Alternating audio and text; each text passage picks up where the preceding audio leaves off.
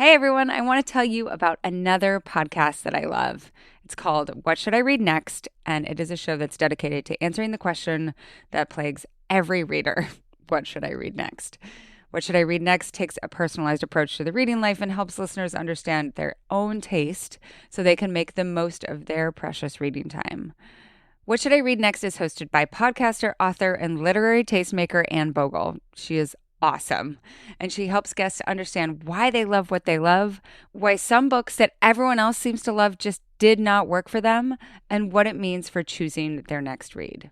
So when you listen, you'll get great ideas for books that you specifically will enjoy reading next. Plus, you'll discover books that are absolutely perfect for you that you never find on the bestseller list or on Instagram or on TikTok. One listener put it this way: there are so many books I didn't even know about or that I didn't know I wanted to read. Not only is my reading life better, but my life is better. Listen to What Should I Read Next every Tuesday and subscribe on your favorite podcast app. So I am going to do something kind of dirty right now, and I'm going to ask you, Ooh. how are you sitting right now? Oh my God, I'm so uncomfortable, Anne. I'm sitting at my I'm sitting at my husband's desk in the basement because my daughter's homesick. So I'm next to like his Peloton and like basically in the man cave, I guess. Really not feeling the feels down here. Desperate to go back to my little office, which is a few blocks away, but you know, kid, sick, all those things. So I came up with this idea because I was so embarrassed of how I'm currently sitting, which I am sitting on one of these little stools that has like the butt imprint that's trying to tell you, where your butt's supposed to go. Do you know what I'm talking about? It's like No. contoured. It's not comfortable at Oh. all. And my computer is on what should be like a stand for a TV. And like I'm sideways creeping in on my mic because I have to be close enough to my mic. I think anyone who tries to record podcasts in spaces that are not studios is familiar with like Yes. the weird Which is maneuvering. everyone, I think. Yes. The weird maneuvering over your body that you have to do. And usually when I'm recording, like at least one, if not both of my legs falls completely asleep, and you have to maneuver around to try to make it so that like you can make it go unasleep but not have that pickup on the audio. It's not good for me. I can tell. Like it hurts me. But you know what? I think we should sell this to the listeners that our physical agitation is going to result in some extremely acute analysis. And also that we are not like amazing sitters who are here to tell you exactly how you should sit.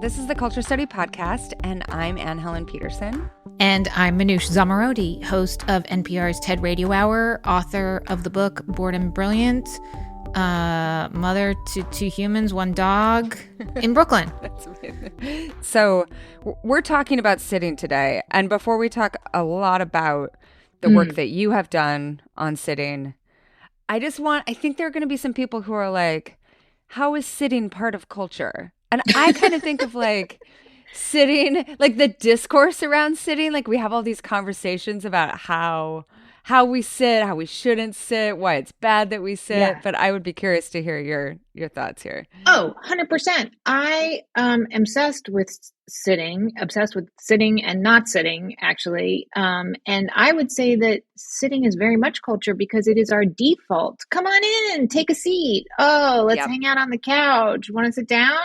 It's just what we do when we go to school, we go to work, we travel anywhere. We freaking press down on our 2 buttocks and put them there. And for me, it was really over the pandemic that I was like, I can't do this anymore. It's killing me. But it was like, well, so what's stopping you? Well, what's stopping me is I have to be attached to my laptop. That is what is stopping me. And so my recent quest, I go on many quests to try and understand how we can live better with our technology. That has been my recent quest to alleviate some of the real physical discomfort that all this sitting and screen time has made so many of us have.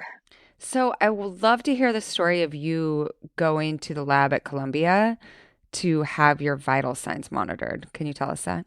Totally. So like I said, over the pandemic, I got a little obsessed with trying to understand how our technology was physically impacting us. Like, I wanted to understand, are we physically adapting to our technology? Like, are my grandchildren going to have very long thumbs or something like that?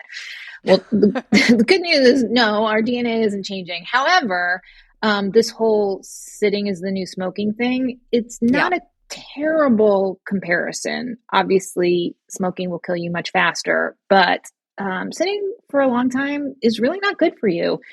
And I read a really interesting study that was done in January 2023 by a bunch of researchers at Columbia University Medical Center that basically found that the best, most efficient way that they have found to disrupt some of the effects of sitting all day is by taking 5 minute gentle walking breaks every half hour.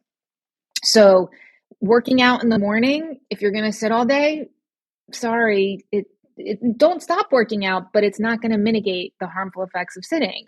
Getting a standing desk, turns out the jury's out on that one. If you're not moving, you're not getting your blood flowing. And so I was kind of like, well, that seems doable. Is it doable? I don't Mm. know. 5 minutes every half hour. What does that include? So I reached out to Keith Diaz, the head researcher at the exercise lab at Columbia, and I was like, should we ask people if they can actually do this? And he was like, yes, yes, because what is the point of me doing all this research if it only works in the lab? Yeah. If people can't actually implement breaks into their day, then like we got to start over. Clearly, it shouldn't be the gold standard if no one can do it. So, as part of my investigation into this, he invited me to come to the lab and do 2 days. So one day I sat at a desk with my laptop and worked for 8 hours straight. Not totally I was allowed to go to the bathroom, but I Yeah. had all kinds of monitors attached to me, measuring my heart rate, my blood pressure. We also did glucose measurements. And I took, like surveys up the wazoo about my concentration and all sorts of things. And then a week later, I came back, and every half hour, a lab technician would tap me on the shoulder and put me on a treadmill that was set to 2 miles per hour. So, not fast. Yeah. And I would walk. And I did that all day, and they took the exact same measurements, and it was, relatively controlled. I ate the exact same meals. I tried to wear the same clothes just for like consistency's sake. I had the same amount of work to do. And the results were pretty fascinating. I cut my blood sugar in half. My blood pressure was down by 5 points. And this was the weirdest. I rated my work quality as better, despite the fact that I had been interrupted all the time. And I was definitely had a better mood at the end of the day. And I just had more energy when I left. I was like, all right, what should we do? Whereas the time before, I was like, oh my God, I just have to go home and lie down on the couch. I mean, it sounds familiar, right? Like after a day Right. of being on Slack and whatever, you're like, I just Yep. want to watch Netflix. Which is just more sitting, right? But maybe in like a slightly more like horizontal Yeah, scenario. exactly. So, and tell me about the Body Electric project. Yeah, so we ended up inviting, this was a series that I ended up doing with NPR, where as part of it, we did episodes looking at how different parts of your body are adapting to your technology, like your eyeballs, your posture. But we also invited people to partner with us and Columbia Medical University to see if we can get these walking breaks into our lives. So we asked people who participated, and 23,000 people signed up to do Wow. it, Wow. which was right. I know people are feeling this. Yeah. We asked them to sign up to take a 5 minute break every 2 hours, every 1 hour, or every half hour. This was the first time, and this was really exciting for me because I've done these interactive projects before, but this was the first time that we were collecting like real data. Like we left the data to the experts. I did the Yeah. storytelling, they did the data collection. And they are, the hope is that this year they will publish in an actual scientific journal, peer reviewed, the whole jam. But meanwhile, the preliminary results were pretty fascinating. I didn't think anyone would be able to do this, but and it is hard. That is what they found. Many participants struggled, but half, whether you see the glass as half full or empty, half were able to take movement breaks every half hour. That was actually more than I expected. The breaks did not hurt job performance. People felt more engaged with their work, and their mental health was better. On average, they reported feeling 25% less fatigued at the end of the day. I mean, that makes total sense to me. Yeah. So much of this meshes with my thinking about like, and a lot of other scientists and studies that we've seen about how long concentration can last, right? Mm-hmm. So it's almost like, your body gives, your body needs this break and your mind needs it too. So it actually works really well to have a break in there that allows you to reset your mind and reset your body in that way. Well, actually, that brings up a really good point, which is that we did not tell people what to do during their break. Like, if you want to be on a Zoom call and walk, knock yourself out. If you want to walk around the neighborhood and look at, the birds, go for it. So I think that actually, and I'm sure this will be in the data that there's just mounds of it that they're digging through, but what did you do with your time? I think is a great question. Because for some people, like maybe they're like, this works great for me. I just do it during my Zoom calls. Other people are like, no, actually I do. I need this mental break. I think I heard from a lot of people who are like, I don't have to clean my house anymore. I use the 5 minutes to just go around and, microtask. My dogs would be like so appreciative of this. They'd be like, every half hour we get pets. Like, that's amazing. Well, I do have to ask. I mean, I read your newsletter. You're pretty active. You have a lot of things going on in your life. So would this fit for you, or does this sound daunting? No, I think I do some version of it actually on most days. And a lot of that has to do with being able to work from home. Yeah. I think that when I worked in an office, I did very, very little of this, right? And so much of that had to do with being on the 15th floor and having to badge in and out. And like when you leave the office in New York, it's just either get me the hell out of here. Yeah. No, but it's like you're in Union Square and it's either freezing or so humid, right? Like it never felt like an environment that I wanted to be out in some capacity. And now I oftentimes, especially when I'm writing or I'm reading, I can only concentrate for that long anyway. And then I'll be like, oh, I want to go look at my flowers, right? Or, I'm going to go pet the dog or whatever. So I think in some ways that I already have some version of this in place, but I think more mindfulness about it would benefit me. But I do think you kind of gestured at this, but people have a lot of feelings about their sitting and what is allowed or where there's space for it in their jobs. So what were some of the feelings that you heard from people who were participating in the study? Well, let's go with the negative ones first. People saying that, this just was disruptive to my colleagues, me getting up and going around, or my boss would never go for this, or, I work in retail. It's not an option for me. Right. So absolutely, there are structural impediments to this. There were some teachers who were like, I can't, I only get 40 minutes with these kids. How am I going to interrupt? And what am I going to do? Like go for a walk in the middle of it? So for sure, we heard from people who said that. And we, tried to point out that, yes, this is a culture shift that has to happen. And we have to play the long game in terms of understanding that we are in the midst of a very slow but pretty steady health crisis that's going on here. And the World Health Organization estimates that if we stay as sedentary as we are now, nearly 500 million people are going to develop heart disease, obesity, diabetes this decade. It's going to cost governments billions and billions of dollars. It's going to cost you, bosses who are listening, a lot more money when it comes to health premiums. Now, is it money that's the only reason? Obviously not. But there are long-term ways. And if we can show in the short term that your employees will be actually more efficient, happier, less tired, do better work, then my hope would be that there would be more reasons for people to do it. On the plus side, people get weird and creative. And like there were some people who were like, I just had like a freaking 5-minute dance party every hour. And it made me so happy. I just listened to music that I don't listen to enough. Or teachers who implemented walking around the room and like a conversation, walking conversation. And, kids get into it and they got really upset. It's time for our break. Other people teachers said that they saw better concentration actually by having more breaks, especially like, teachers like who are teaching like a 3-hour college course and you get that one break in the middle. Yeah. So now one person started having these every half hour and they said people just stayed with her way better and they would come too, people.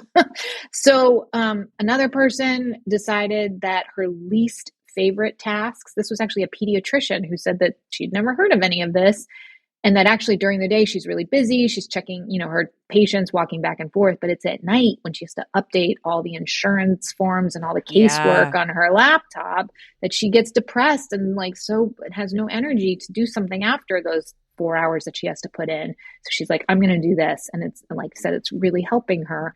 Another person built a chair that dumps her onto the ground every hour. So clearly an architecture student, design student. So yeah, so you gotta. I think, but to me, the main message is like asking yourself, like, what do I feel when I do this?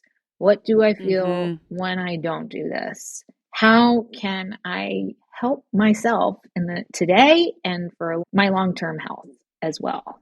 Okay, but I think one question that a lot of people listening are going to have is, what about people who can't not sit?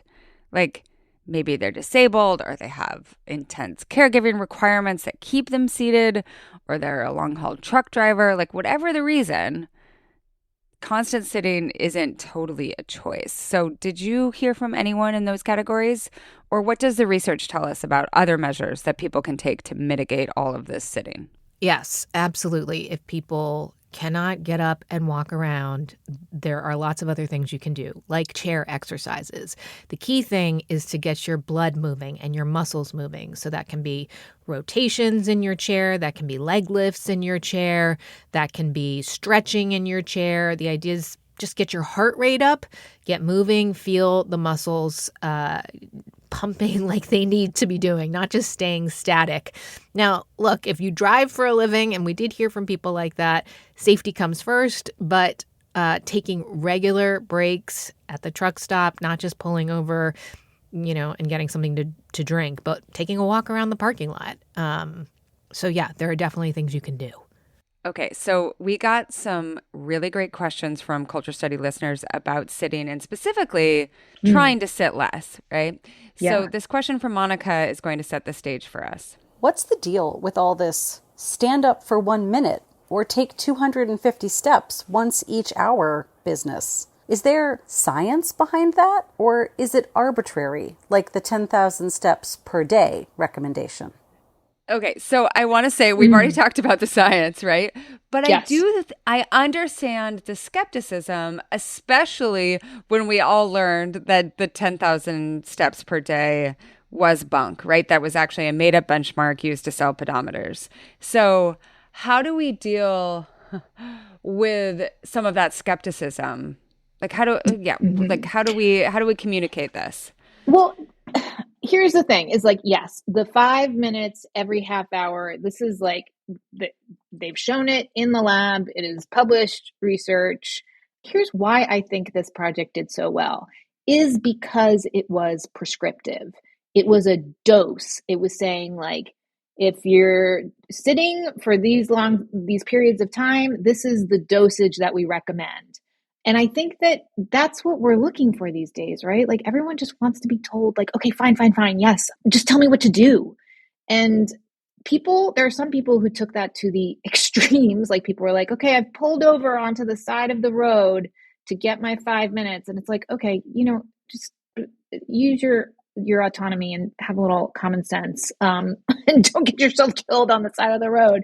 Like, clearly there are times that it's appropriate and times there are not.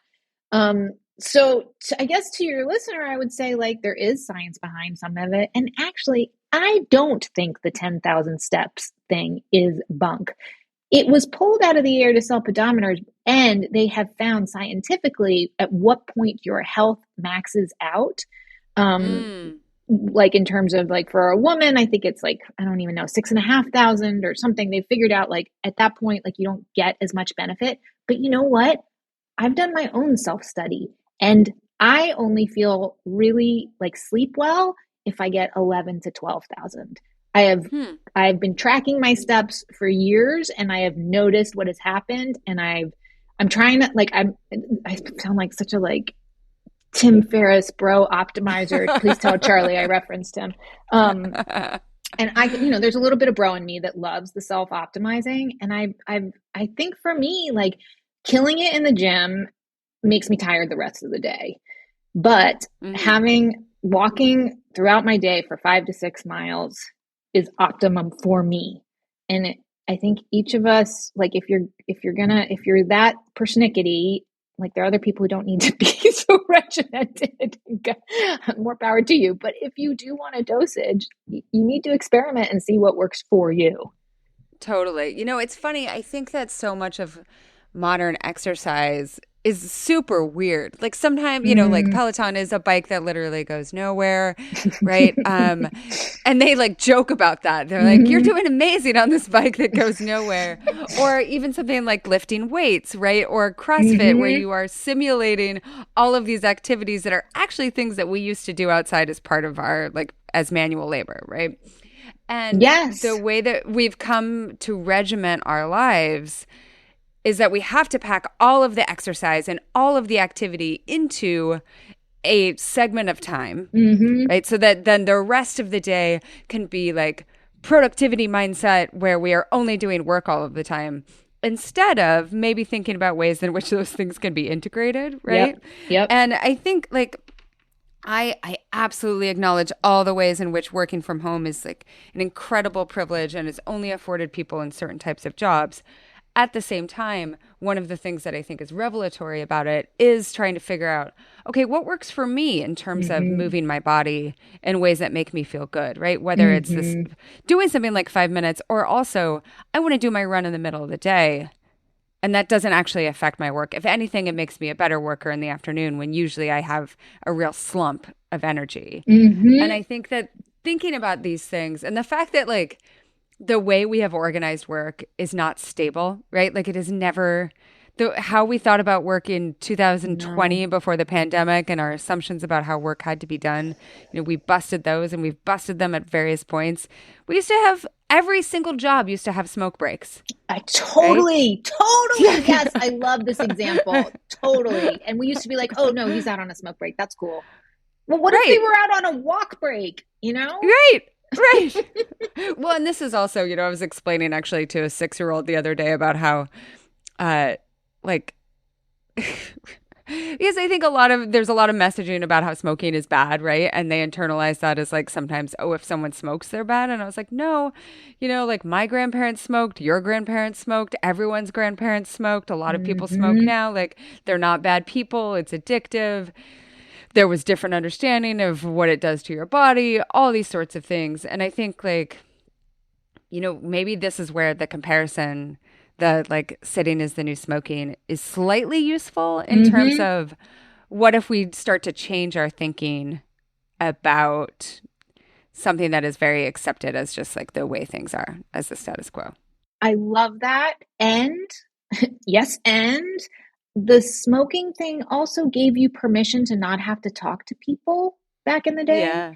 And I think that's why people like to look at their phones, because they're like, I just need a minute, and I don't want it to be awkward that I actually want to excuse myself from this situation. Obviously, we've taken that to a total extreme, but I do think, like, I see my kids, and who can blame them? Yes, they're exhausted. They want to play a video game on their phone. And I'm like, my sister calls it, they're like doing a bong hit, and I call it my like gin and tonic. It's like, it's their thing to wind down, and like in moderation. I'm okay with having a gin and tonic once in a while after you get home. That's fine. I don't know about the bong hits. They're a little young for that, but like I get the sentiment, right? Like there's a taking yourself out of a situation to relax. And it turns out the best way to do that is to go for a pretty not like meandering stroll, but a pretty, calm walk is a really good way to check all the boxes.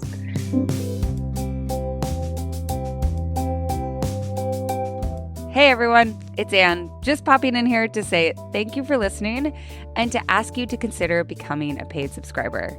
Melanie and I are totally DIYing this whole thing without the structure of a traditional network, which has been amazing, but it's also precarious.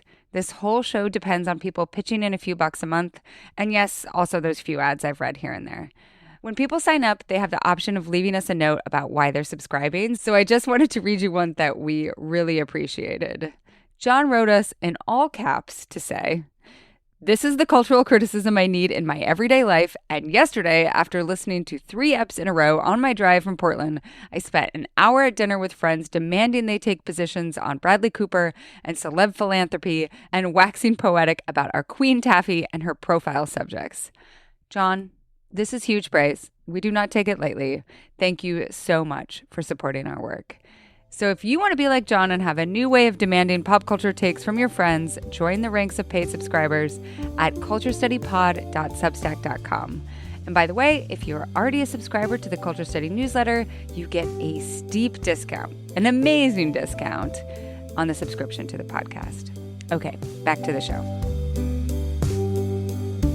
So our next question is from Erin, who has received some warnings about how much she personally sits. I am a 36-year-old woman with a desk job, and I've been having some lumbar spine issues. I was recommended a standing desk by my PT recently. An orthopedist recently told me I need to fix my posture and anterior pelvic tilt in order for my injury to be less of, and I quote, a ticking time bomb. I've been practicing and focusing on a neutral pelvis for a few days now, and it's hard. Is this really natural? Why does it feel so unnatural? Have people really been standing with a neutral pelvis, tight core, tucked butt since forever? And will I ever really fix this after over a decade of sitting in front of a computer? All right. So I would be curious. You referenced this earlier that the jury's still out on standing desks. So can you talk about that a little bit? Yeah, I'm a little worried for your listener about the standing desk because if this person is not working with someone to find their optimal posture and are standing in a bad posture for long periods of time, my understanding and sense is that actually could cause other problems down the line. Yeah. So putting that out there. I should also say that I am dabbling in getting certified for Pilates. And so I think a lot about the pelvic tilt, the neutral pelvis, and all those things a ton. And I have like this person, I feel like I want to hug you because I totally get exactly what you're talking about. And my new thing, Anne, and I haven't told anybody this, the only person knows is people who are like, oh, mom's doing her weird thing. I'm doing somatic exercises, somatic course. I don't know if you know much about it. Yeah. Not a ton, but I know what it is. But can you explain to listeners? Yeah. So there's some people who think, it's about how you move your body relates to emotions you feel. That is not the somatic stuff that I'm looking into.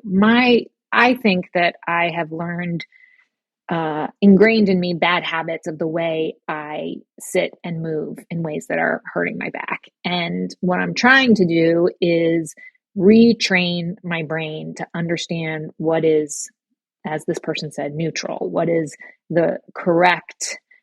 Something is not something. I think it had to do with having a baby who nearly busted my abdominal muscles, and I never quite got back to normal. And so it's basically I'm lying on the floor, listening to a very calm woman telling me to breathe into my belly and then very slowly roll onto my sacrum. So that's like the bones right above your tailbone.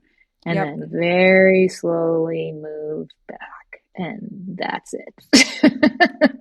So trying for my brain to understand that it has control over how I hold my pelvis, and I'm only on week 2 here, and so the journey, I'm enjoying the journey, and I hope that the destination is you know, relieve some of my pain. And I see myself in pictures, and I'm like, oh my God, you look like a freaking turtle with your neck jutted out and your rounded shoulders. And like something is, maybe that is where the emotional thing comes in. I don't know, but I'm holding myself in ways that hurt, and I want to unlearn that.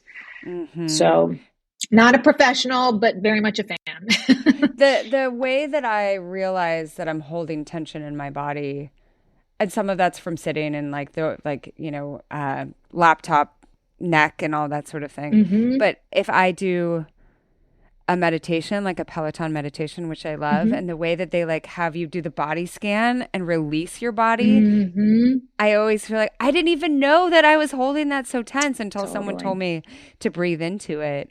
Yeah. I think the other thing that I sometimes think, we fall into this trap of thinking like before we had computers, our bodies were built for the labor that we did. And that is, like bodies have been busted for a really long time. And they got busted by industrialization and what we expected of bodies to do in factories. And then before that, like I think about if you were doing manual labor, like people's bodies got hurt a lot. They were in really bad shape. We didn't have PT. We didn't have occupational therapy. We didn't have understandings of how the body should work. We had some intuition, but like there was a lot of pain and a lot of struggle. And we are working on a much more refined level about what we know and how we can treat these things. But I think sometimes it's easy to think, oh, well, if I just didn't sit at a computer, my body would be fine. And that's not the case. Yeah, no. And I think what you're saying is like in, the industrial age and factories and working on farms, what we were talking about like is acute pain and injury, right? Like, oh, he lost a freaking finger. But what we're talking about now is like decades in the making, which is really hard for our on-demand society to even engage with. And honestly, I didn't until I had a big birthday and I started to feel my mortality and I danced my ass off on my birthday and I could barely walk the next day. And I was like, what is happening? So it's this idea that yet we all know that like, yes, well, except for the last couple of years, generally people are living longer if you are privileged enough to live in certain ways and have healthcare and all of those things. But like, I don't want to live longer badly. I actually want to be able to do stuff. So it started to come home for me, but I understand why if you're 25 years old, you're like, what are you even talking about? I went for a run. I'm good. Yeah, absolutely. Like I had this thing recently where I'm like, why every time that I go to a new hotel, an Airbnb, a friend's house, like I wake up and my back hurts. Like I never had that happen when I was younger. I was like, it's the same back. It's the same bed. I know. Okay, so our next question gets into more of the practicalities of movement during the workday. So this is from Miriam. In a recent New York Times work advice column, someone asked Roxane Gay about whether it was appropriate to walk on a desk treadmill with your camera on during a call. And Gay sort of said, I mean, norms have changed. And I found that so interesting because I still feel like it's, quote, not appropriate to be bouncing around in a call as you walk on the treadmill. Would love to know more about these norms. Where do we stand with this as a society? Okay, so I'm going to answer. Totally remember that. And I'm going to answer with some of your own words, which you put in an op-ed in the LA Times. You said, our institutions need to encourage anyone who wants to change their relationship with their chair and devices. So, yeah, what do you think about norms? What do you like? Is it okay to take a call in a treadmill desk? Well, I mean, we know that the owner of Salesforce takes all his calls, I believe, correct me if I'm wrong, on either the Stairmaster or the other one that, the one that looks like you're running in place, but you're not. I like that one. The elliptical. That one. The elliptical, yes. Well, so he's one of the richest people in the world and owns the company. So obviously he can do whatever he wants. But again, I think that's exactly what we need to do. And I so love that Roxane Gay endorses, which is that if you're bopping back and forth on a Zoom, my hope is that we get to a point where people are like, oh yeah, I'll do that too. And we all kind of do it. It just has to be normal, right? Like you said before, it used to be normal that we'd stand outside and have sticks of tobacco that we would light and then inhale and breathe out onto everybody else. Have you used a treadmill desk? What are your thoughts on the treadmill desk? I have tried it out, like not for a whole Same. day. Yeah. I think they're very specific. Like you can't just use a treadmill and do it. Like they are built to go incredibly slowly. Yes. And cost a lot of freaking money. So I have not invested. Am I curious? Yes. You have tried? I have also, like you, I have tried, and I found it very awkward to try to type in particular.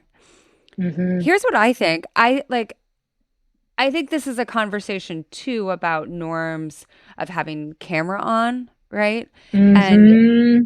And there was a conversation on my previous podcast, Work Appropriate. I'm trying to remember the specifics, but it was basically like, is it fair for some people on my team to take a call or to, sign on to a Zoom meeting from their car while they're driving? And some people believed that, oh, you need to have full attention at all times, right? And that means that you have to have all your documents in front of you. And then some people said, no, it doesn't matter. Like we're shooting the shit. We're having a conversation about something. Like it doesn't matter if they have their video on or off. Like this is making flexibility possible in their lives, right? And my thinking is that there are probably some calls that maybe you shouldn't be bobbing up and down just slightly because it's just kind of distracting. So if it's a call that you really, really, really need that face-to-face interaction to read each other's cues, those sorts of things, then maybe that shouldn't be on the Zoom call. But otherwise, he can turn off his camera or he could take it while walking outside. I think the walk and talk has gotten a lot more popular. I personally love a phone call. I love a phone call. I tell everyone to call me on the phone. Yep. instead of doing what we usually do. And that allows me to go outside and talk or even just stand outside and pace around while my dogs play at my feet. So I think that this is much more a conversation about figuring out what sort of calls demand what sort of presence. Agreed with all the things that you just said, that not every call is equal for sure. But also that we need to talk about this stuff, set expectations. Is it just the check-in every morning? My team has a check-in and we're all cameras off because we're in different time zones and people have just decided they can't deal. We also know that it's sensory overload for you on Zoom to see people. So that first morning meeting, it's cameras off. But I have a once a week meeting with, 2 people. I need them to be bought into what we're doing. So it is sit down, have your notes, be ready to go. And I know instinctively, I'm also in a position of having been around for a while that I can, set the tone.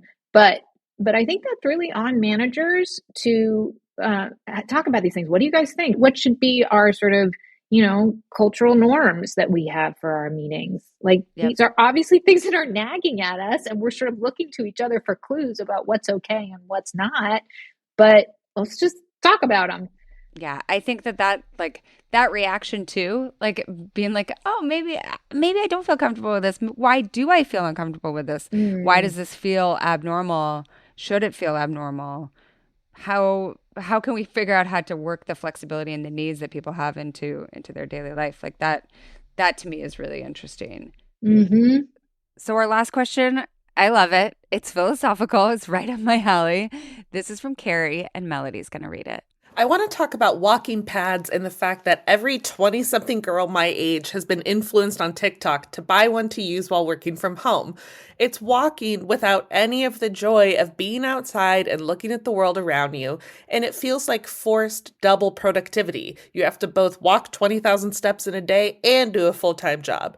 It definitely feels like yet another step in the wrong direction of our obsession with fitness and quote-unquote health that is completely bifurcated from any enjoyment, play, or practical task. Walking on a walking pad during work is efficient and is quite different from hiking, walking contemplatively, and even going on a neighborhood jaunt while listening to music. All right. So I feel Carrie She's here. awesome. The whole idea, double productivity is a great phrase here that oh, well, at least I'm getting in my 20 steps a day, but I'm also not taking a second away from what is understood as working hard, right? Even though I always argue that taking a walk and hanging out in your brain is actually really, really productive in terms of like allowing ideas to germinate and to figure stuff out. 100%. I wrote a book about that. There is science that backs you up. Yes. And so I think that some of the reticence, maybe, there's this idea that like, oh yeah, let's get into meditation because it makes us better work robots. So how can we de-articulate some of this thinking of like, oh, I need to be better to my body. I need to sit less so that I can work longer, right? So that my body doesn't break down so I can work longer. I mean, again, it does feel like every generation has the people who are like, optimize, and the other people who are like, oh my God, let me just lie down. For me, I think we need to look at the rising rates of depression, anxiety, loneliness, all of those things.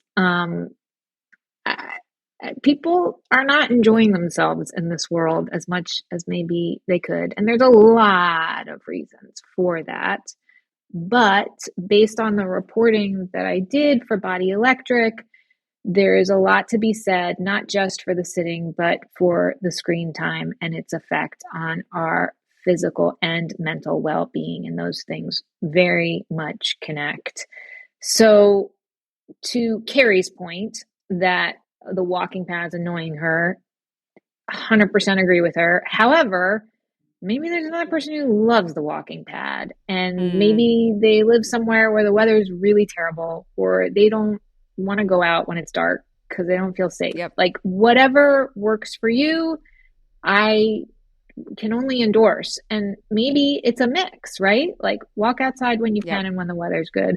Walk on your walking pad when you're in a meeting that you don't really care about. Have a dance party with your dog because dogs think you're so weird, and I love the look on their faces when you dance with them. They're like, right? "Am I supposed to dance with you? Is this what we're doing? Is this what we're doing? Oh, it's this thing that you okay. They're kind of like, I'm with you. I can't quite do what you're doing, but yes. So to me, it's just like get movement into your life, and I will not cast shade on anyone, however they're trying to figure it out for themselves. Like move your body. It's good for your brain. It's good for your muscles. It's good for your mental health. It's good for your physical health. I hate to tell you this. I don't want to be a productivity freak, but it will make you better at whatever work you do as well. And it will make you more creative and better problem solver too. I think of it as the mind body tech connection. Yeah. And we're figuring it out as we go. I think this is a great place to wrap up. For today's Ask Ann Anything segment, Manoush is sticking around to answer a tough question about what to do when it feels like your friend doesn't have time for you. This is just for our paid subscribers, so if this sounds like a conversation you need to hear, head over to culturestudypod.substack.com and subscribe to get the full episode.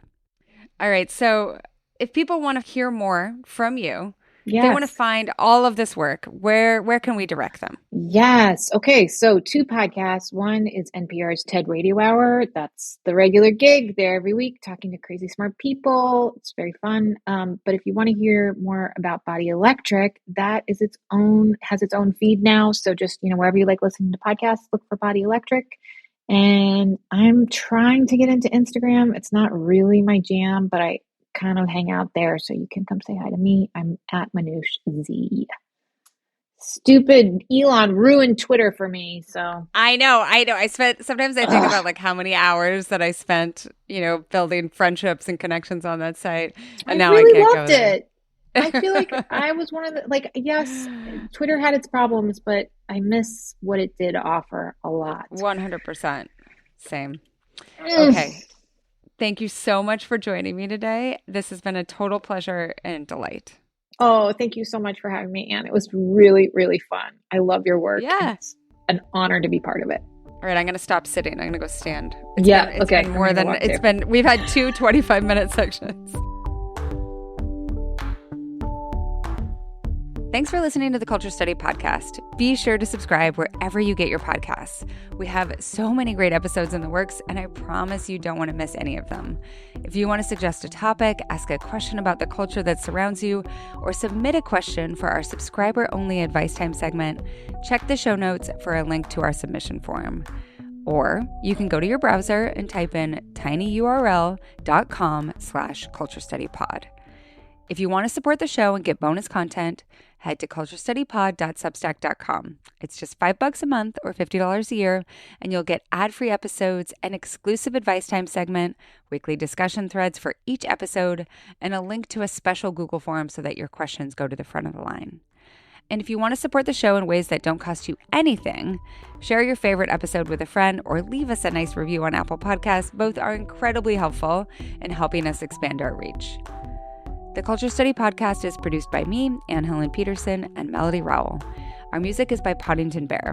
You can find me on Instagram at Anne Helen Peterson, Melody at Melodious47, and the show at Culture Study Pod.